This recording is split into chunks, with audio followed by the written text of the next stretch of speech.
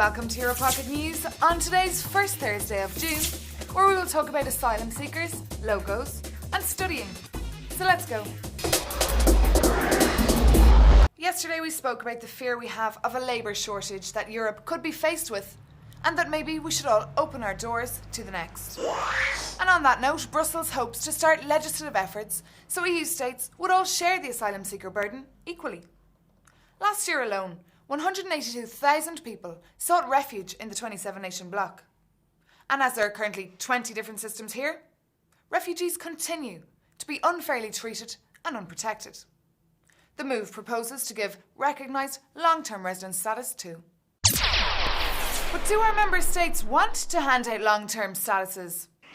Most of us have been extremely hesitant in implementing commitments to draft a common immigration and asylum policy for the bloc that we're supposed to have done by 2010. The only one making a move seems to be the UK, and their move has been pretty drastic at that.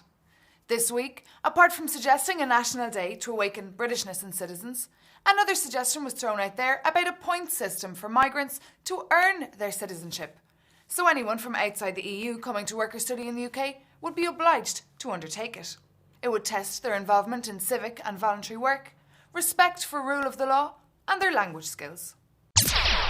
When the EU released the logo for the 50th anniversary, a daft debate broke out in Europe over that the logo will no longer be a symbol if it's changed into languages, blah blah blah. Although it was finally resolved, it showed us how a microscopic, abstract concept can hurt so many people's feelings. But at least it didn't affect our health. Just like the London Olympic Games of 2012 logo is doing. Photosensitive epileptic fits it's been causing. And it's a pain in the eye for over 23,000 English people who are backed up by signatures from 35,000 people. I hope the rotating Europocket logo here behind me is not having the same effect. Chinese high school goers have a new obligatory class, the waltz. Not to learn how to seduce the opposite sex, but to lose a few pounds. The Chinese government has launched a new initiative to fight against the obesity phenomenon among teens and young adults. So shocked with the rise of number in fat farms, where obese children undertake military training to flatten the fab. The danger lies in the fear that by 2010, 1 in 5 Chinese children will be overweight. And although they have always been thinner than Westerners, fast food outlets and unhealthy eating is bringing about the contrary. A problem that's just as threatening here in Europe. Just last week, the European Commission whipped out their white paper on proposals on how the EU can tackle nutrition, overweight and obesity-related health issues. Maybe John Fidgel will introduce dance classes in European schools, but maybe breakdancing or hip-hop might be better. It might work up a bit more sweat than the waltz.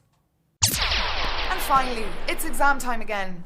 A-levels leaving cert, a stressy time for students before a summer of blissful innocence. Before the results come round in August, the good news is that there's numerous adventurous ways to occupy the months. One that Europocket has its eye on and is heading to is a dynamic ACA, what's called, which is especially for those aged between 17 and 19 and doing exams at the moment. They only inviting a certain amount of people.